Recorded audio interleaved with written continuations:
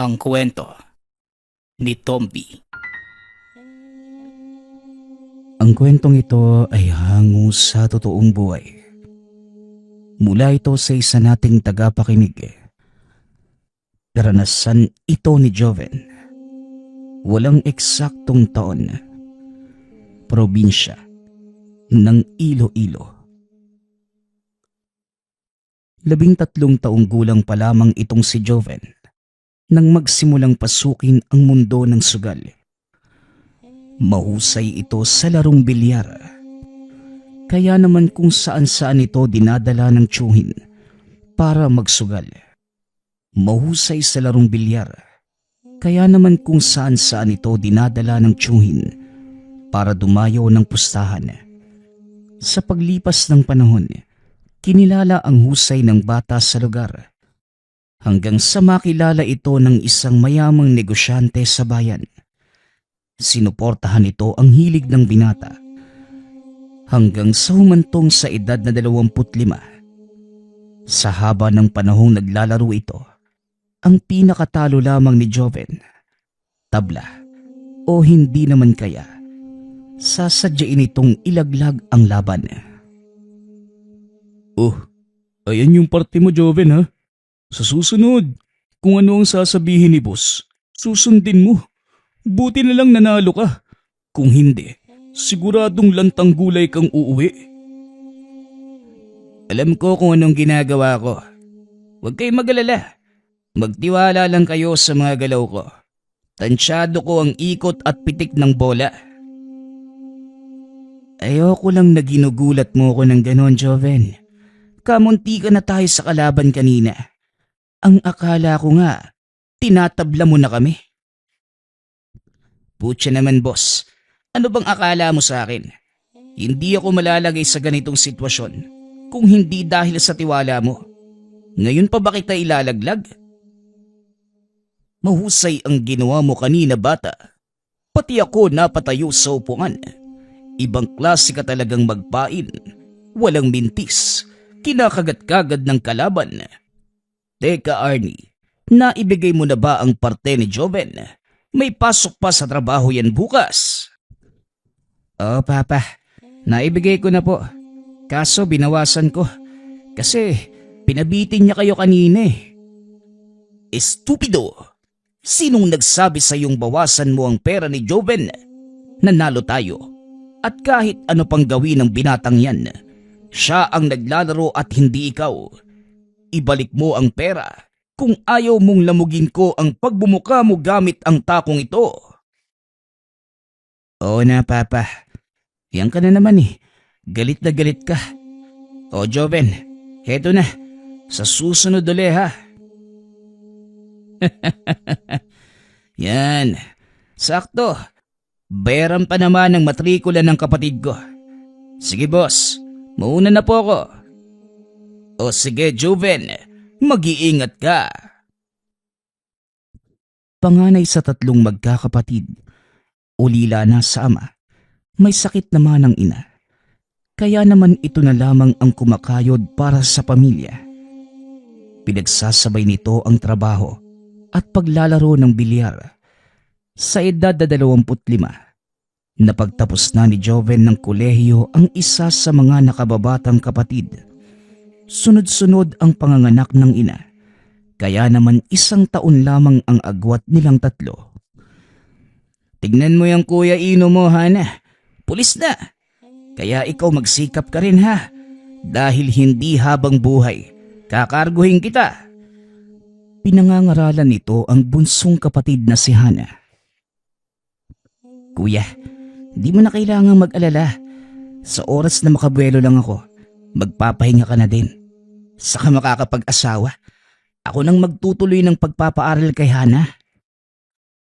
Salamat mga kuya, ha. Huwag kayong mag-alala. Pinagbubutihan ko naman po yung pag-aaral eh. Pangako, magtatapos ako ng kurso ko at papasok sa militar kagaya ni Kuya Ino. Hana, tama na ang isang pulis sa pamilya natin. Mamaya, kayo pa yung humuli sa akin tuwing makikipagpustahan ako ng bilyar eh. Alam mo kuya, Di ko talaga alam kung bakit napakahilig mong magsugal. Ano bang nakukuha mo dyan? Bukod sa delikado, baka makalaboso ka pa. Baka mamaya, matalo ka at maubos ang lahat ng inipon mo. Alam mo, Ino, hindi naman ako sa sugal nahilig kundi sa bilyar.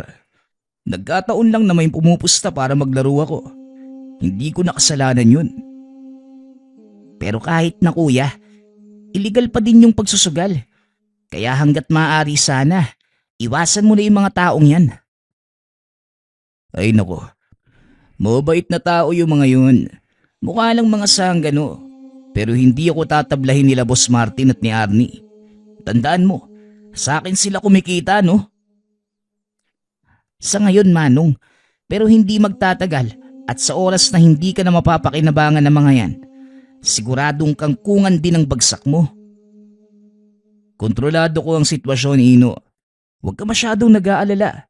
Matulog ka na at bukas unang araw mo bilang pulis.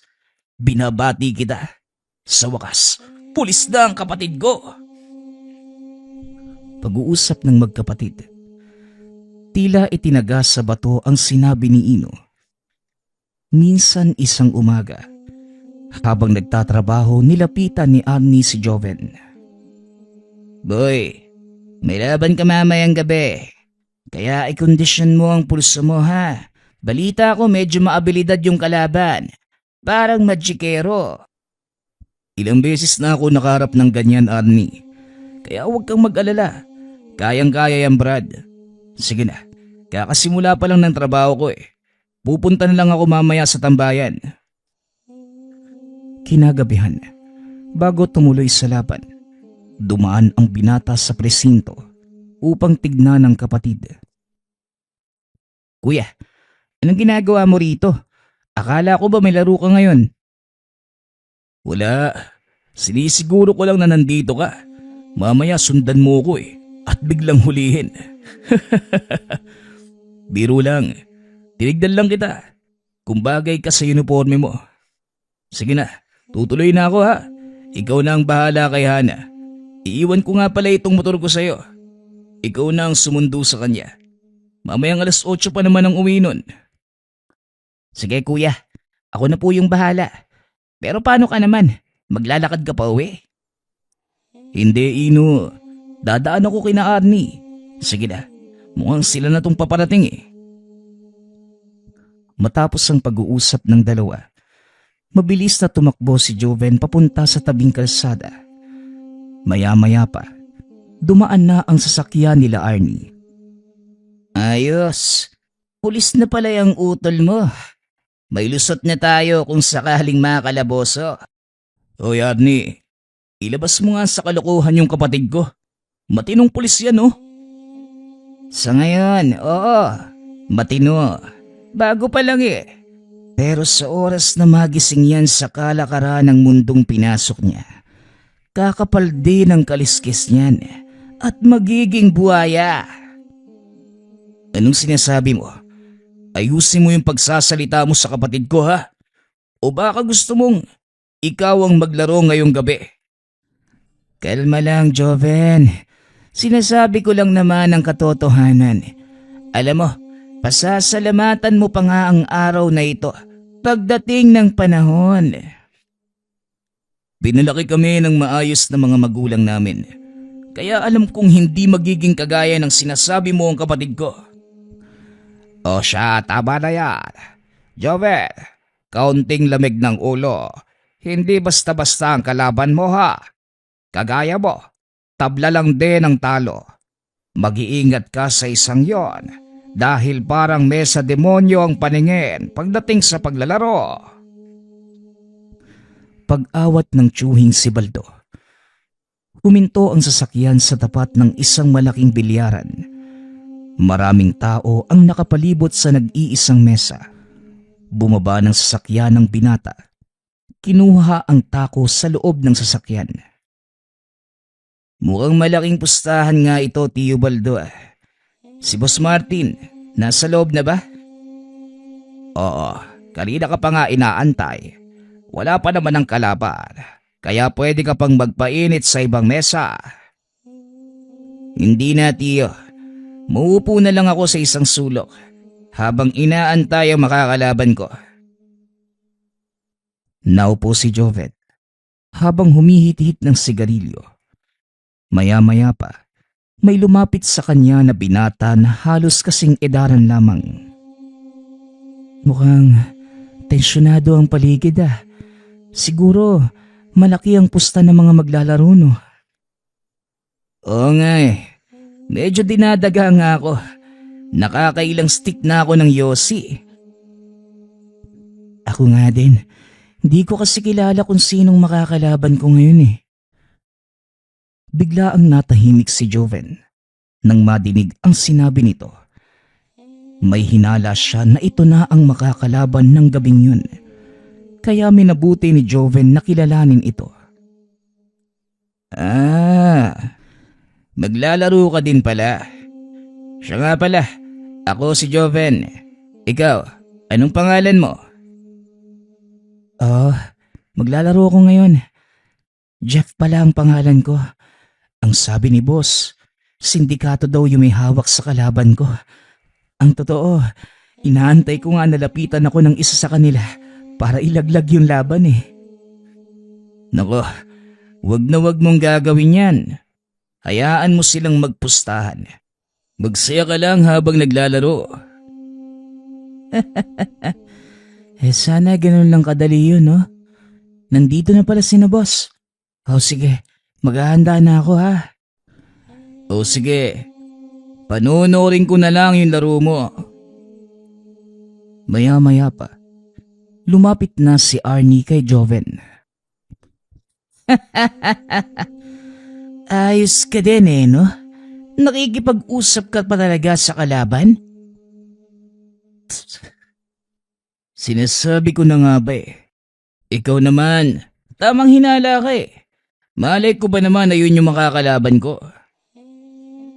Siguraduhin mo lang na hindi ka nakipagkasundo doon sa taong yun. Talagang malilintikan ka kay Papa. Sige na, pumunta ka na doon at magsisimula na ang laban. Matapos makipag-usap, tumayo na sa upuan si Joven. Naglakad ito papunta sa mesa. Dinampot ang tisa.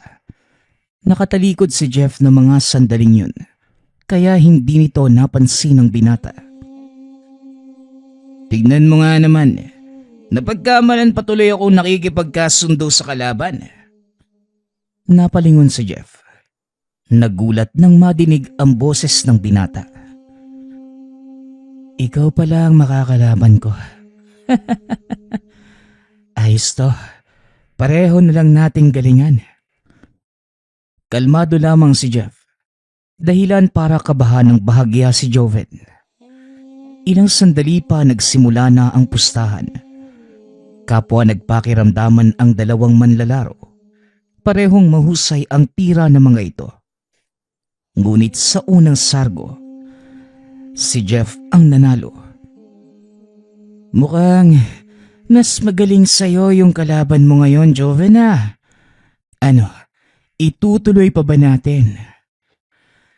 Nakachamba lang yun, Arnie. Babawi ako sa susunod na sargo. Ano bang nangyayari sa'yo? Bakit parang iba na yung tira mo? Hindi ko alam, Arnie. Pero parang may kakaiba dyan sa kalaban ko eh. Ngayon lang kita nakitang namawis ng husto ah. Sigurado ka bang kaya mo? Tiwala lang. Hayaan nating magsalita ang tako. Ilang sandali pa. Nagsimula na ang ikalawang sargo. Kalmado pa din si Jeff. Samantalang si Joven naman, nababalisa at pilit pa ding iniisip kung ano ang meron sa kalaban. Paulit-ulit na sumasablay ang mga tira hanggang sa muling matalo sa ikalawang pagkakataon. Pare, parang pinagbibigyan mo na lang yata ako eh. Seryosohin mo naman. Hindi makapagsalita si Joven. Isang laban na lamang ang natitira. At sa oras na matalo, siguradong matatangay ng kalaban ang kanilang pusta. Siguraduhin mo, Joven, na mababawi mo ang laban. Kahit tabla lang, hindi na maganda ang timpla ni Papa. Napatingin si Joven sa kinaroroonan ni Boss Martin. Nakita nitong iba na ang titig sa kanya ng matanda. Nagpaalam sandali ang binata para maghilamos. Huminga ng malalim at pilit binubuo ang sarili. Umayos ka, Joven. Isang sargo na lang. Kahit itabla mo na lang ang laban. Wika nito sa sarili, sabay labas ng palikuran. Muli nitong hinawakan ang tako. Tumingin kay Jeff. Nakangiti pa din ito at nananatiling kalmado. Ano pare, ituloy na natin? O sige, ituloy na. Si Joven ang sasargo ng mga sandaling yun. Tumahimik ang buong paligid. Nang pakawalan nito ang kanyang tako, maswerteng naipasok ng binata ang 9. Napahawak na lamang ng ulo si Jeff dahil hindi nito akalaing may tatabla ni Joven ang laban. Grabe, ang bilis ng pangyayari. Hindi ko inaasahan yun ah. Magandang laban to. Isa pa. Muli itong nilapitan ni Arnie. Isang laban na lang, Joven. Isang pagkakataon. Alam mo na ang mangyayari sa'yo. Hindi makapagsalita ang binata. Alam niya kung ano ang gagawin ni Boss Martin kung sakaling magkamali siya. Ngunit bago pa man tuluyang magsimula ang laban, biglang dumating ang kapulisan. Dali-daling nagpulasan ang mga tao kasama sina Boss Martin. Ngunit bago umalis si Arnie, nag-iwan ito ng banta kay Joven. Ngayon naiintindihan ko na kung bakit mo ipinapatalo ang laban. Pakana mo ang lahat ng to. Tandaan mo, Joven, babalikan kita. Matapos ay umalis na ito. Bago pa man makapagpaliwanag ang binata, mabilis din itong nakatakas. Kaya hindi nahuli ng kapulisan. Pagkarating sa tahanan, dali-dali itong sinalubong ng kapatid. O kuya, anong nangyari?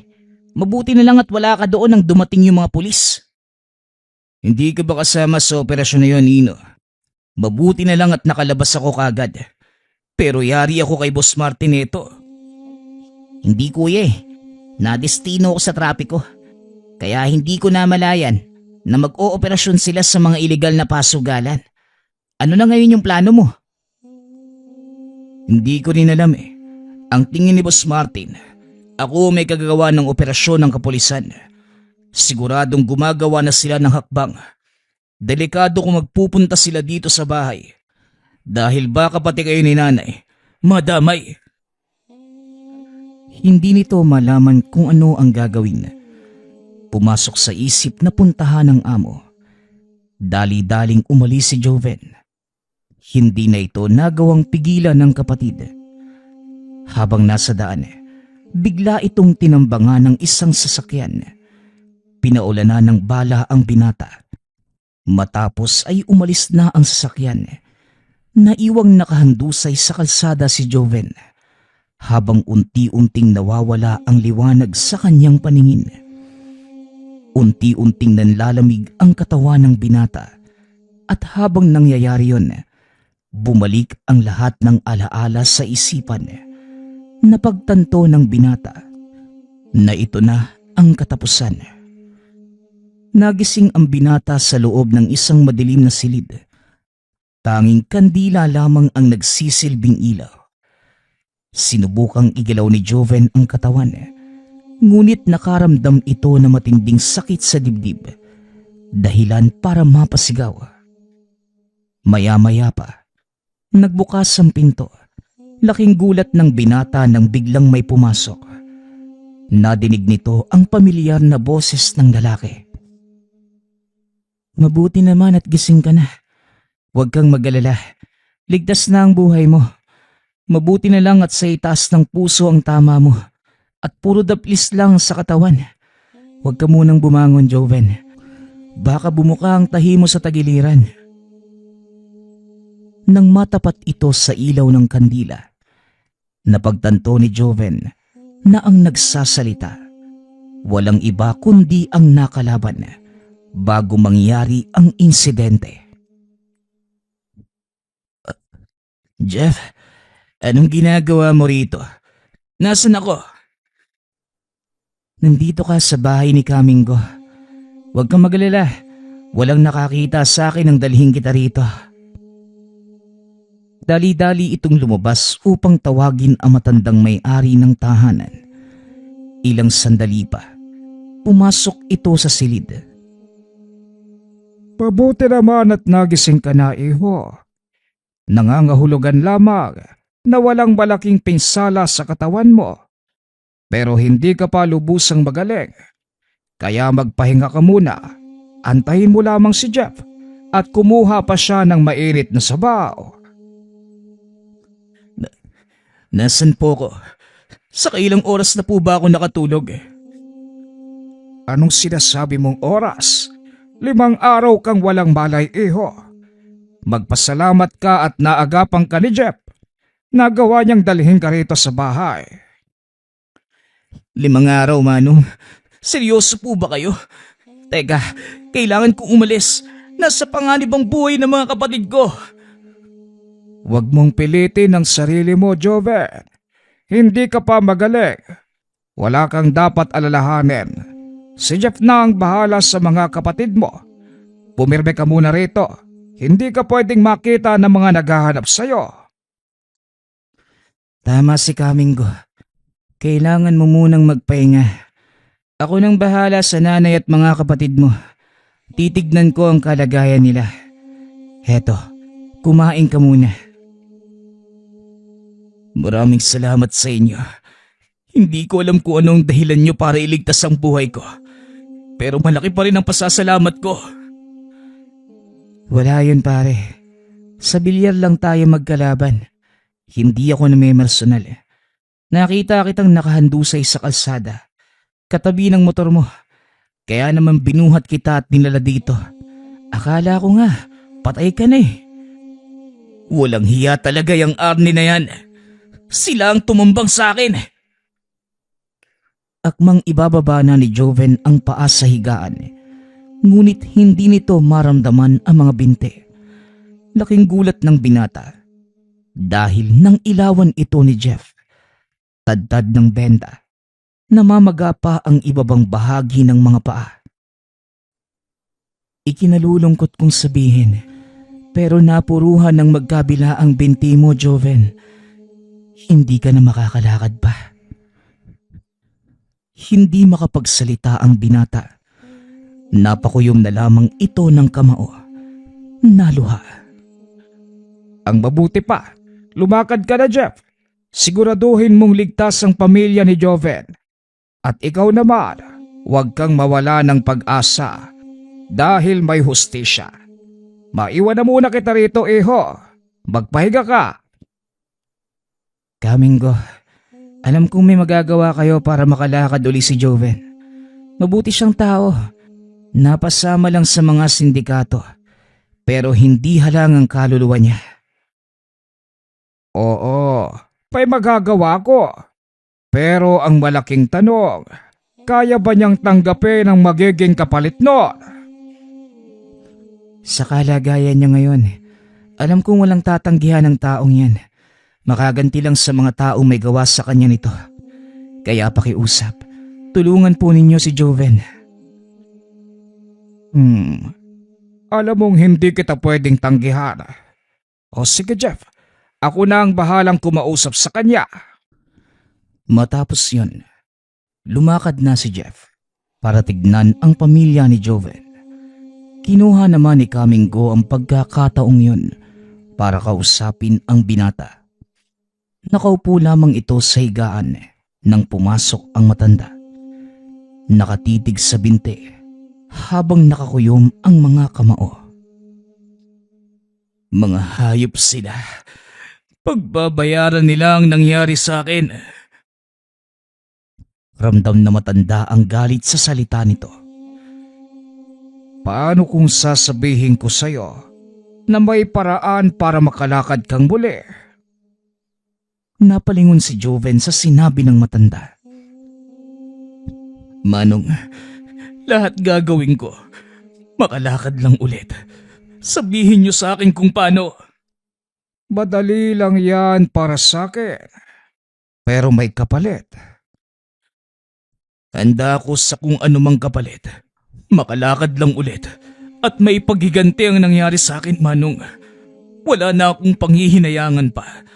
Ang tanging nasa isip ko na lang kung paano ako makakiganti sa ginawa nila Agnes sa akin. Kahit pa sabihin kong kaluluwa mo ang kapalit. Kagaya ng sabi ko, Manong, handa ako sa kahit anumang kapalit. Kung ganon, maghanda ka dahil gagamutin natin ang iyong mga paa. Matapos lumabas ang matanda upang kumuha ng mga kagamitan, ilang segundo lamang ang nakalipas. Muli itong pumasok ng silid na may daladalang malaking itim na libro. Teka, ano po yung dala niyo, Manong? Mga listahan ng pangalan. Isulat mo ang sayo sa bahaging ito at lagdaan mo sa pamamagitan ng iyong dugo. Ngunit siguraduhin mong buo ang iyong pasya bago ka pumirma. Maaari niyo bang ipaliwanag ang mga nakasulat dito? Hindi ko po maintindihan. Ito ay kasunduan na nagsasabing handa kang ialay ang iyong kaluluwa kapalit ng bagong mga paa. Makakalakad kang muli at muling magagawa ang iyong gusto. Kaso nga lang, lahat ng gagawin mo, iaalay mo sa kanya. Tugon ng matanda. Sabay turo sa isang imahe na nakaguhit sa pinakaunang pahina ng itim na aklat. Iaalay ko ang lahat sa kanya, Manong. Hindi naman kita pipilitin kung ayaw mo. Hindi. Kagaya ng sinabi ko, kung ito lang ang paraan para makalakad ako. Sige, papayag ako, Manong. Wala namang mawawala pa eh. Total sa impyerno na din naman ang bagsak ko. Tama ang naging pasya mo, Joven. Pareho lang tayo ng kalagayan. Sa maniwala o hindi. Kagaya mo, nakipagkasundo din ako sa demonyo kapalit ng aking mga mata. Si Jeff ay nabulag nang masabugan ito ng paputok.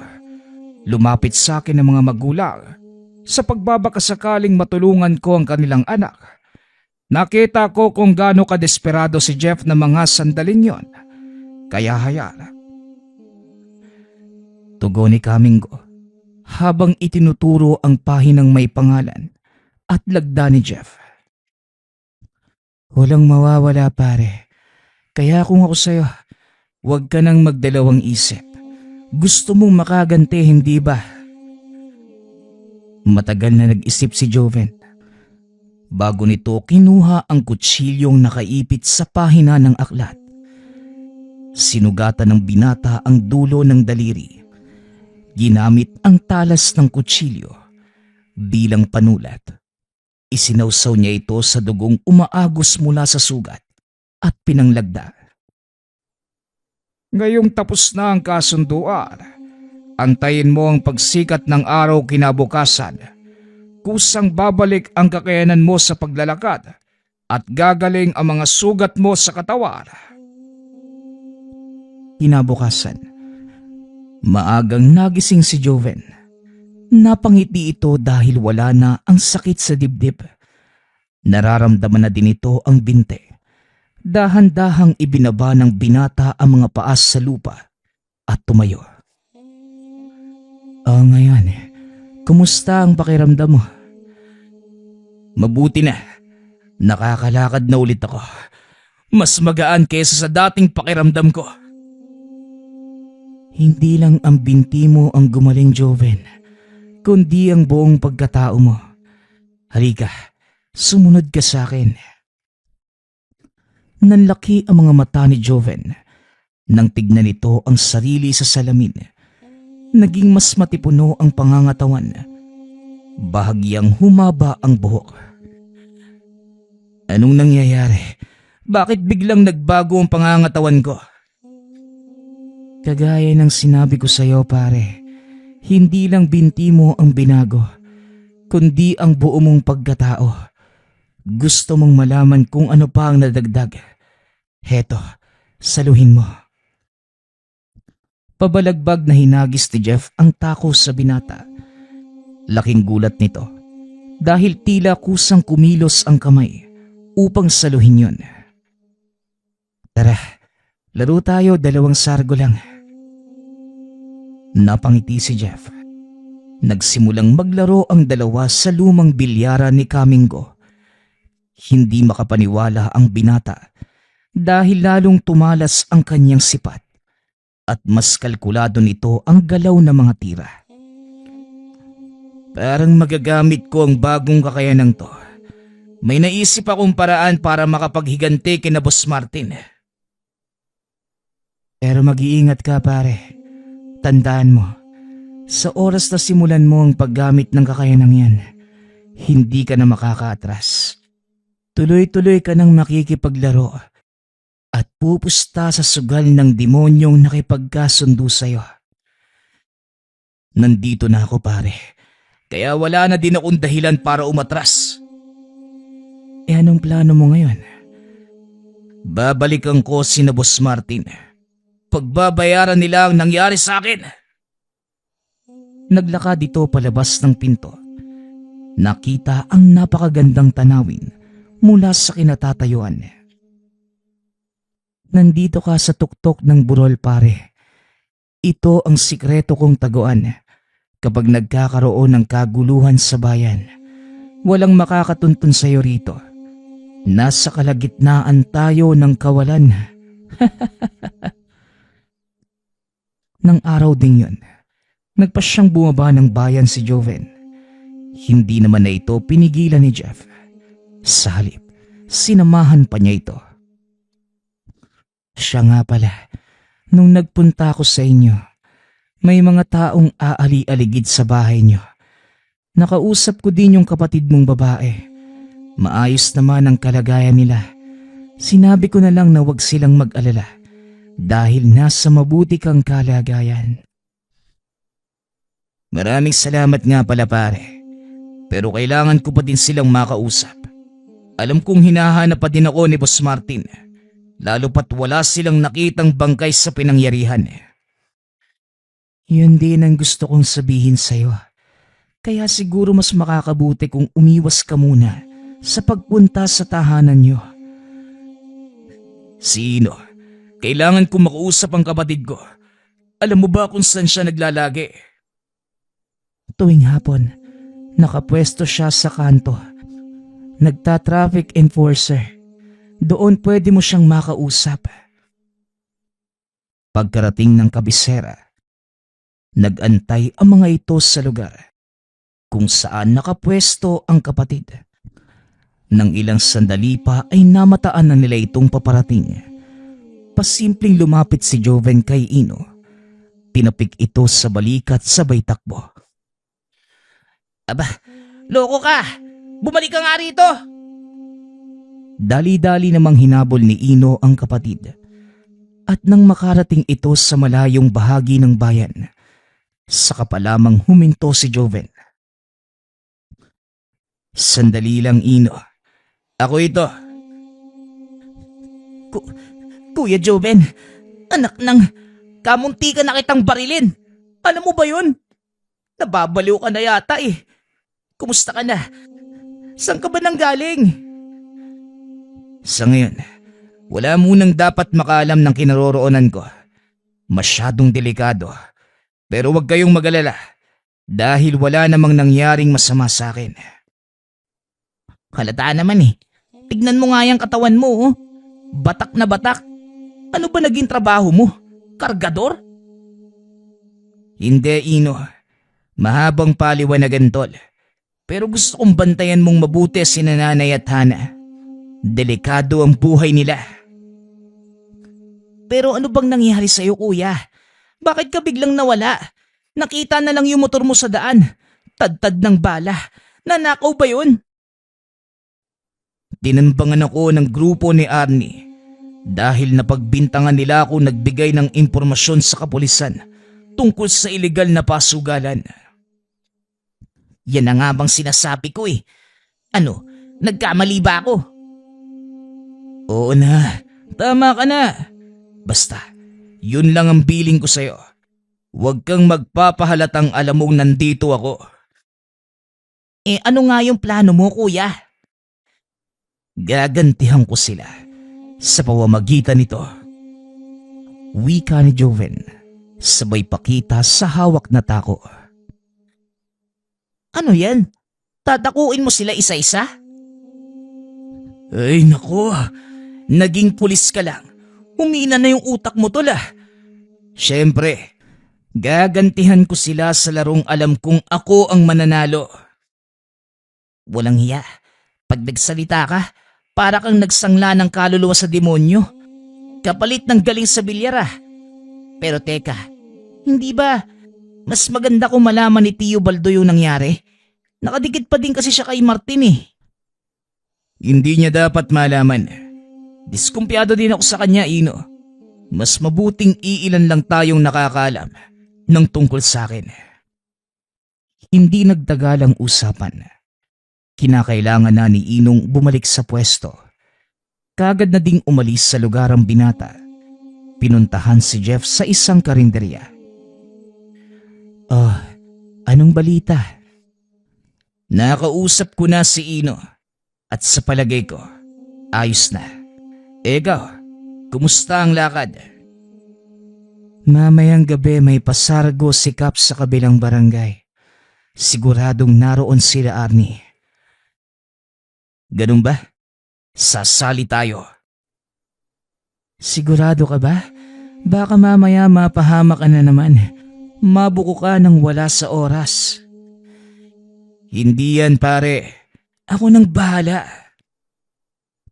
Akmang tatayo na sana sa upuan ng binata nang bigla itong makaramdam ng panghihina ng katawan. Sandali lang pare. Parang nangihina yata ako ah. Biglang nanlambot ang tuhod ko. Nako, nakalimutan kong sabihin sa'yo pare. Buti may dala ko. Heto, inumin mo. Nanlaki ang mga mata ni Joven. Inabutan ito ni Jeff ng botelyang puno ng sariwang dugo. Dugo? Bakit ko kailangang uminom ng dugo? Baka nakakalimutan mo. Hindi na ikaw ang nagmamay-ari sa iyong katawan. At para manatili itong buhay, kailangan mong uminom ng sariwang dugo. Huwag kang mag-alala. Hindi naman sa tao galing yan. Medyo matawa-tawa ito. Paniguradong kakagating ni Joven ang kanyang biro. Binuksan ng binata ang bote. Ininom. Hindi nagsasalita si Jeff hanggang sa tuluyan itong maubos ni Joven. Hindi naman pala masama. Ayan, medyo nanumbalik na ang lakas ko. Tara na, umalis na tayo rito. Biglang humagalpak ng tawa si Jeff. Paniwalang paniwala ang kaibigan sa kanyang kalokohan. Ang bilis mo talagang maniwala sa akin, Joven. Hindi totoong kailangan nating uminom ng dugo. Halaka, bilin pa naman ni Kamingo na bilhan siya ng sariwang dugo ng baboy. Pang dinuguan, inubos mo. Walang tigil sa pagduwal si Joven. Lalo pa nang malaman itong mula sa baboy ang ininom nitong dugo. Ba't sira ulo ka talaga? Wala ka sa hulog. Ang sama pa naman ng lasa. Pero masarap pa. Para kang uminom ng gatas. Kaso kulay pula. Pero pare, heto seryoso na. Dahil ito ang unang beses mong gagamitin ang bagong kakayanan mo. May madidinig ka mga boses. Huwag mo na lang pansinin. Ituon mo ang atensyon sa laro. Sanay na ako sa mga yan pare. Ako nang bahala. Matapos yon, Lumakad na ang mga ito, papunta sa kabilang barangay. Sakto ang dating nila, dahil nagtatawag pa lamang ng lalaban ang kapitan. Oh, Jeff, mabuti naman at dumating ka. Teka, bago ba dito yung kasama mo? O mga pare, ay dayo. Oo, Kap. Medyo mahilig din sa bilyar. Gusto ko sanang sumali. Walang problema. Bukas naman para sa lahat ng palaro ko. Saka huwag kayong masyadong mag-alala. Protektado tayo ni Mayor. Kaya magpustahan kayo hanggat gusto nyo.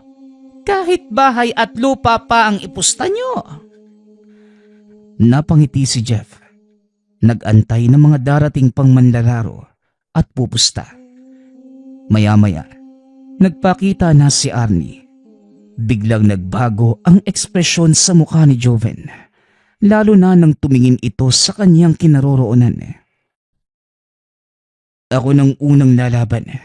Tignan natin kung makikilala niya ako. Sige ba, payag ako. Pero muna ako ng tako mo. Wala na ako eh. Nabali yun ang tambangan nila ako. Iniabot naman ni Jeff ang kanyang tako. Matapos ay nagtawag na ng lalaban ang kapitan. Nagpresenta si Joven at dahil dayo ito, marami ang kumagat na lalaban sa kanya. Habang naghahanda, nakaupo lamang ang binata sa isang sulok. Maya-maya ay may nadinig itong boses. Simula na ng laban. Ibig sabihin ito, gagamitin mo na ang bago mong kakayanan. Sa wakas, isa na namang patabaing tupa. Pwede ba, Jeff? Tumahimik ka. Ang ingay mo eh. Nagtaka ang binata. Nasa kabilang bahagi ng mesa ang kaibigan, nangongolekta ng pusta. Sa isip-isip ni Joven, ito na yata yung sinasabing boses ni Jeff. Maya-maya pa, nagsimula na ang labanan. Dahil dayo pinagbigyan si Joven ng kalabang maunang sumargo. 9 balls ang laro ng mga ito, at sa unang sargo pa lang, nagawa na niyang ipasok ang 9. Pambihira. Ano ba naman yan? Sa'yo pa naman ako pumusta, Elmer. Masyado ka kasing mahangin. Langit lang, nakachamba lang yan, Kap. Sa susunod, bakit tayo? Sa ikalawang laban, si Joven pa rin ang sasargo. Ngunit ipinaubaya niya ito sa kalaban. Oh, ikaw na ang sumargo. Baka sakaling matsambahan mo rin. Di patas na tayo. Pero ingat ka lang pare. Sa oras na walang pumasok, wawalisin ko ang tapete. Napangiti naman ang kalaban sa pag-aakalang nagyayabang lamang ang binata. Sinargo ni Elmer ang bola. Nagkalat ito sa mesa ngunit sa kasamaang palad, walang pumasok. Sige nga. Tignan natin kung marunong kang magwalis. Maupo ka muna at manood. Maghanda ka na din para sa susunod na set. Sunod-sunod itong ipinasok ang mga bola. Pinaglaruan pa ang 9 bago tuluyang ipasok. Hindi makapag-ingay ang mga nanonood. Hindi nila alam kung ano ang nangyari. Pare, hinay-hinay lang sa pagpapasikat. Napapansin ka na nila, Arnie. Yun nga yung plano, pare. Ang mapansin ng grupo ni Arnie. Habang nagpapahinga, muli na naman itong nadinig ang boses. Sige lang, namnamin mo ang bagong kakayanan mo. Sa pagdating ng tamang oras, akin na ang kaluluwa mo. Oo na, tumahimik ka na lang dyan. Ang sabi ko sa'yo, huwag mong pansinin ang nadidinig mo eh. Alam ko, pero hayaan mo na.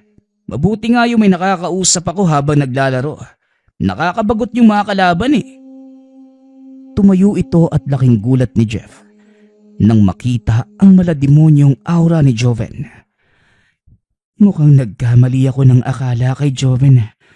Tuluyan ang nilamon ng paghihigante ang taong to at sigurado may mapapahamak pag nagpatuloy pa.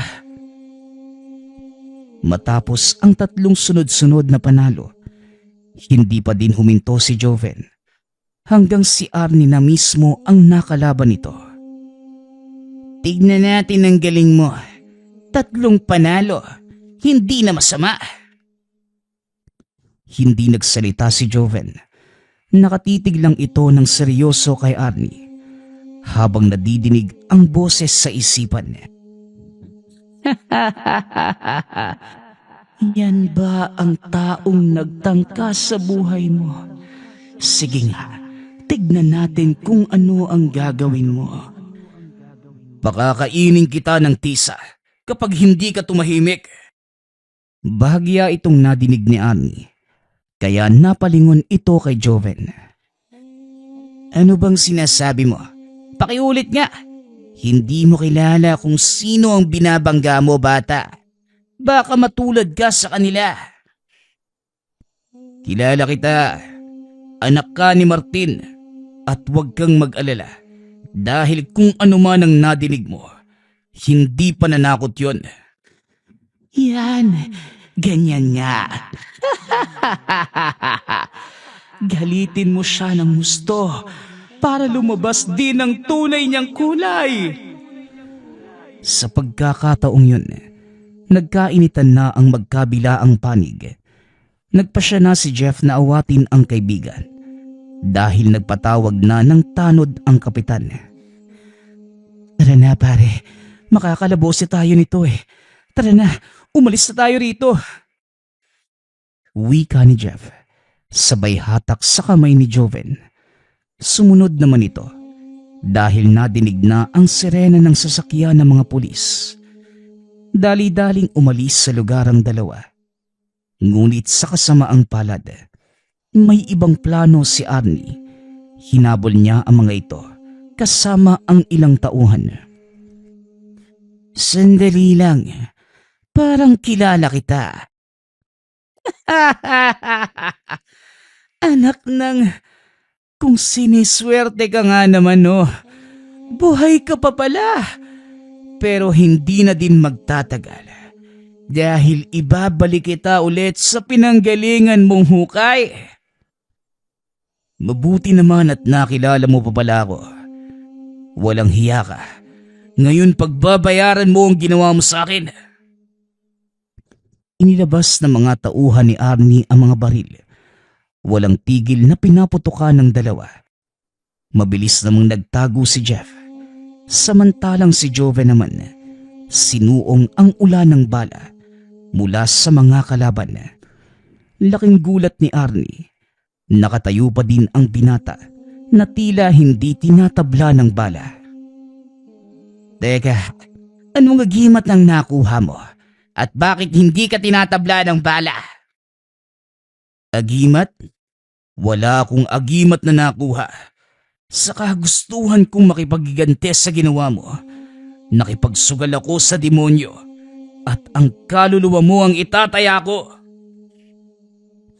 Nanlaki ang mga mata ni Arnie sa sinabi nito. Biglang kinilabutan ang lahat ng naroon, lalo pa nang tumawa si Joven. Iba ang boses na lumalabas sa bibig. Napagtanto ni Jeff na talagang nasakop na ito ng demonyo. Bago pa man mas lumala ang sitwasyon at mapahamak si Arnie, hinarangan na ito ni Joven.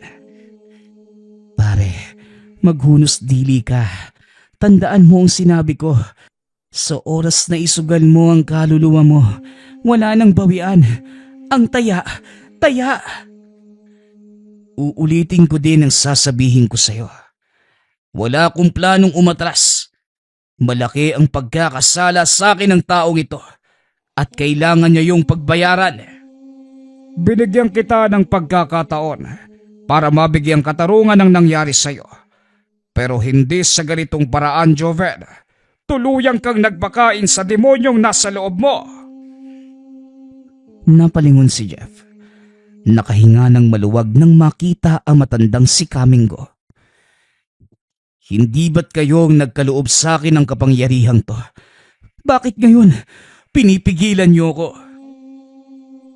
Hindi yan ang gusto kong mangyari. Oo, hinayaan kitang makipagkasundo sa demonyo sa paniniwalang isa kang mabuting tao. Pero mukhang nagkamali ako. Mahina ka dahil nagpapadala ka sa galit mo at hinayaan mong lamunin ka ng demonyong nagbibigay ng kapangyarihan sa'yo. Habang nag-uusap ang mga ito, nagtangka namang tumakas si Arnie sa pag-aakalang makakaligtas ito kay Joven. At saan ka naman sa palagay mo pupunta? Hindi pa ako tapos sa'yo. Wika nito habang inuunat ang kamay na parang sinasakal si Arnie mula sa malayo. Napahawak naman sa leeg ang kalaban. Nahirapan ito sa paghinga. Dali-dali namang hinugot na matanda ang latigo mula sa likod nito. Inihampas sa kamay ni Joven. Ako ang nagbigay sa'yo. Ako lang din ang maaaring bumawi. Wika na matanda habang hinihila si Joven palapit sa kanya. Bitawan mo ko, tanda. Sa oras na makawala ko rito, papatayin kitang hukluban ka. Patuloy pa din itong hinihila ng matanda hanggang sa makalapit na ito sa kinatatayuan. Dali-daling niyakap ni Jeff ang kaibigan. Idinantay naman ni Kamingo ang kanyang palad sa noo nito. Habang nag-uusal ng mga dasal, dinukot din na matanda ang itim na libro. Binuksan sa pahina kung saan nakasulat ang kanyang pangalan. Napasigaw si Joven. Kitang-kita ni Jeff ang unti-unting paglabas ng itim na aura sa bunganga ng kaibigan. Maya-maya pa, nawalan na ito ng malay at tuluyang natumba. Hindi ko inakalang aabot ako sa ganito. Di sa hinagap, hindi ko inaasahang lalamunin siya na matinding galit. Ako din ang dapat sisihin sa pangyayaring ito. Pasensya ka na, Joven. Nagkamali ako. Akala ko ba wala nang bawian sa oras na maibigay mo ang kaluluwa mo sa demonyo? Para sa inyo. Pero para sa akin, kayang-kaya ko silang ibalik sa aklat na ito at basagin ang kontrata. Maya-maya pa, nagising muli si Joven. Hawak-hawak ang mga binte. Muling napilay ang binata at nagbalik ang pangangatawan sa dati. Teka, ano pong nangyari? Bakit hindi na ako makalakad? Yun ay dahil sa binawi ko na ang kasunduan mo sa demonyo. Nagkabali ako nang ipinagkatiwala ko sa iyo ang ganong klaseng kapangyarihan. Nagpadala ka ng lubusan sa galit mo. Pinagkatiwalaan kita dahil ang buong akala ko, patas ka kung humusga. Pasensya ka na, Joven. Ako ang dapat sisihin sa umpisa pa lang. Hindi ko alam, Manong. Pero tama ka. Siguro nga mas mabuting hindi na ako nakipagkasundo sa demonyo. Lalo ko lamang dinagdagan ang kasalanan ko. Patawarin niyo din ako, Manong. Umiiyak ang binata. Pilit itinatayo ang sarili nang biglang may umakay sa kanya sa magkabilaang balikat. Kuya, hindi ba sinabi ko sa'yo? Ako naman, ngayon na ang pagkakataong yun. Makakabawi na din ako sa'yo. Sa wakas. Ako din, kuya. Ilang buwan na lang gagraduate na ako at magiging guro po. Nandito lang kami para sa'yo. Wika ng mga kapatid. Inaresto ng kapulisan sina Arnie at Boss Martin dahil sa pagtatangka sa buhay ng binata at pagtatago ng mga ilegal na armas.